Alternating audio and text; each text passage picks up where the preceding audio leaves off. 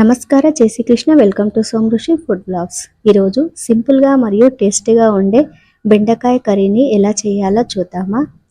కర్రీకి కావాల్సిన ఇంగ్రీడియంట్స్ మరియు ప్రాసెస్ని నేను వీడియోలో మెన్షన్ చేశానండి.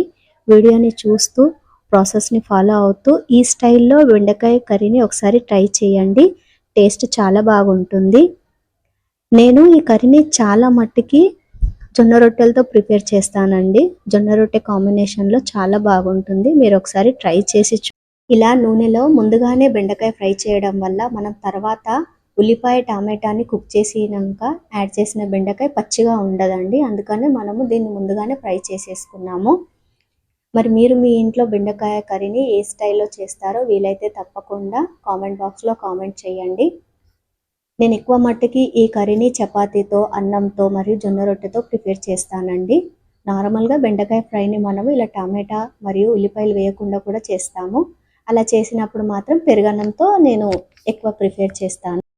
కొన్ని కర్రీస్ ఉంటాయి కదండి, తక్కువ సమయంలో మంచి టేస్ట్తో కుదురుతాయి. అలాంటి కర్రీ లిస్టులో తప్పకుండా నేను బెండకాయని యాడ్ చేస్తానండి. మనము ఇలా ఉల్లిపాయ మరియు టమాటా కాంబినేషన్లో చేసిన ఫ్రైలా చేసిన తక్కువ సమయంలో టేస్ట్లో చాలా బాగా కుదురుతుంది కర్రీ. ఇంకా ఏ కర్రీస్ ఇలా మనకి తక్కువ సమయంలో మంచి టేస్ట్తో అవుతాయో వీలైతే కామెంట్ బాక్స్లో కామెంట్ చేసి చెప్పండి. నేను కర్రీకి కొంచెం మంచి టేస్ట్ ఇవ్వడానికి కూడా చనా మసాలాని యూజ్ చేశానండి. ఒకవేళ మీ దగ్గర చనా మసాలా లేకుంటే గరం మసాలా.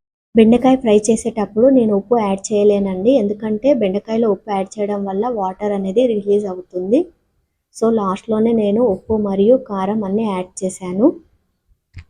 బెండకాయతో పాటు మసాలాలు కూడా మంచిగా కుక్ అవుతాయని. అంతే అండి, మన సింపుల్ మరియు టేస్టీ అయిన బెండకాయ కర్రీ ఈజ్ రెడీ. రెసిపీ నచ్చితే ప్లీజ్ వీడియోని లైక్ చేయండి. మీరు చేసే లైక్స్ వల్ల కూడా వీడియో అనేది చాలామందికి రీచ్ అవుతుంది. మీ సబ్స్క్రైబ్ వల్ల కూడా ఇలాంటి మంచి మంచి రెసిపీస్ మీ ముందుకు తెచ్చే అవకాశం ఈ అమ్మకు ఉంటుంది. థ్యాంక్ యూ ఫర్ వాచింగ్ అండి.